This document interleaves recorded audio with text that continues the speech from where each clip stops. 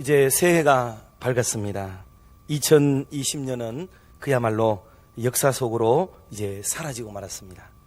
좋았던 것도 묵은 감정의 집기들도 이제 다 묻어버리고 새롭게 시작하는 2021년도를 향해서 우리의 모든 에너지들을 모아서 힘차게 달려 결국에는 승리의 한 해를 만들어가는 그런 우리 교회와 온 성도님들 다 되시기를 주님의 이름으로 축원합니다.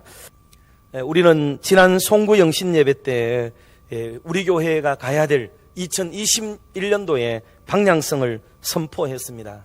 그것은 거룩하신 하나님의 자녀들답게 거룩을 추구하며 사는 것이었습니다. 그런데 이 거룩한 삶을 거론하는 것이 신앙생활 현장에서는 참 크고 작은 부담이 찾아오는 말씀이에요.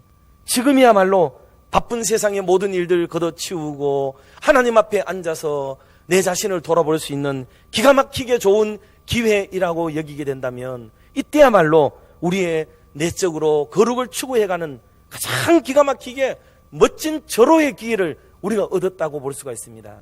여러분, 신년의 가장 큰 메리트가 무엇입니까? 신년의 최고의 메리트는 저는 결단이라는 단어로 함축할 수 있다고 봅니다. 결심하는 거죠. 결심. 신년이 되었는데도 결심이 없고 결단이 없다는 것은 이거는 새해를 맞을 어떤 태도와 자세도 준비하지 못한 사람일 수 있다. 그러므로 신년의 최고의 우리가 가져야 될 자세 중에 하나는 결심하는 겁니다. 결단하는 거죠. 첫 번째로 우리가 생각할 것은 여러분, 거룩성을 잃을 때 사람은 한없이 약해집니다. 거룩성을 잃어버리면 성도는요, 무기력해지는 사람이 될 수밖에 없어요.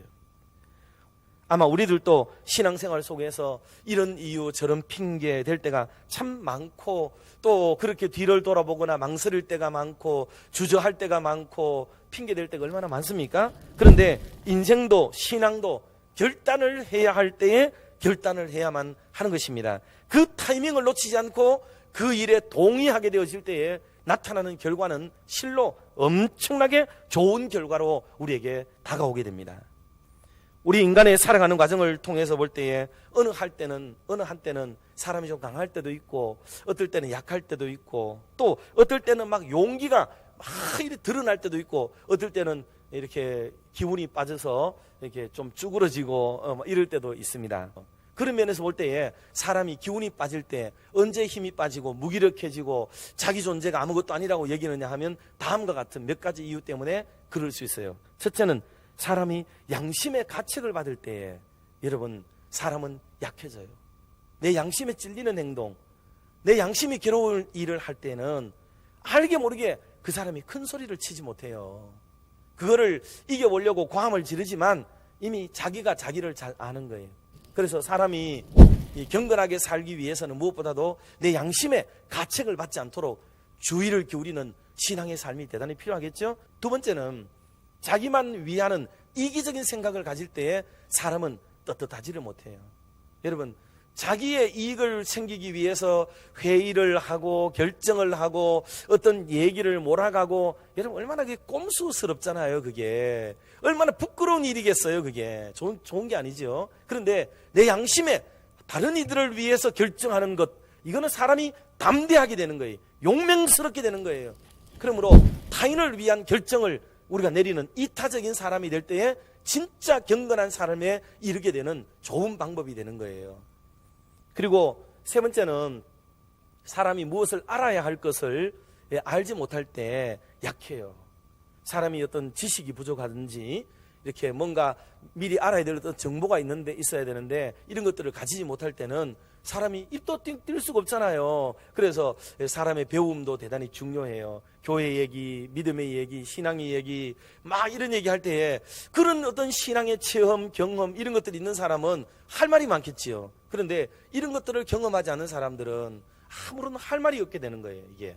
그래서 신앙의 세계에도 무지하게 되면 우리가 용기를 많이 내지를 못해요. 그래서 말씀을 읽고 기도 생활하고, 그래서 어떤 지식적으로도 알든지 아니면 체험적으로도 알든지 무엇인가 이렇게 알아가는 것은 여러분 대단히 중요한 일이 될 수가 있습니다. 다섯 번째로 진짜 중요한 게 뭐냐면 성도들에게는 그리스도인들에게는 거룩성을 이룰 때 여러분 한없이 약해지는 거예요. 생각해 보세요. 우리는 신앙 안에서 만난 사람들인데 신앙생활 속에서 거룩하다는 거룩성이 회복되었을 때는 목사도 힘이 있고 장로님들도 힘이 있고 권사님들도 힘이 있다고요. 집사님들이 얼마나 용맹스러운지 아십니까? 그런데 거룩성을 잃어버리게 되면 교회는 무기력해져 버리고 사람들은 아무것도 아닌 사람이 되어져 버릴 뿐이라는 사실이에요. 그래서 이 거룩성을 회복하는 일은 우리 신앙의 담력과 너무나도 직결되어져 있는 문제이기 때문에 이게 회복이 되어야 된다는 사실이에요. 두 번째로 우리가 생각할 것은 거룩함에 이르는 것이 이게 하나님의 뜻이기 때문에 그래요. 왜 거룩함을 이렇게 부르짖어야 되느냐 할 때 이 거룩함에 이르는 것이 이게 하나님의 너무나도 존귀한 뜻이기 때문에 그런 거예요. 마지막 세 번째는 이 거룩함의 이름으로 주님을 만나기 때문에 그래요. 거룩함에 이르지 못함은 곧 하나님 주님을 만나지 못하는 일이 된다. 성경 그렇게도 말씀을 했는데, 그래서 예수님을 믿는 우리들은 이유를 묻지 말고 무조건 거룩한 삶에 힘써야 합니다. 이거는 왜냐하면 선택사항이 아니고 이거는 필수사항이기 때문에 그런 거예요. 이게 왜냐하면 이거는 우리의 결의에 의해서 이렇게 살자, 이렇게 살기로 합시다, 이렇게 살기를 동의합니다, 이렇게 해서 결정한 것이 아니고 거룩한 삶은 하나님이 우리에게 명령하시고 기대하시고 바라는 근본적인 성도의 방향성이기 때문에 우리는 두말 없이 이쪽을 향하여 방향을 설정해야만 되는 것입니다. 하나님이 아무것도 아닌 존재인 것으로 여기게 되어질 때는 거룩의 삶은 불가능하다 하는 것을 보여주는 말씀이기도 합니다.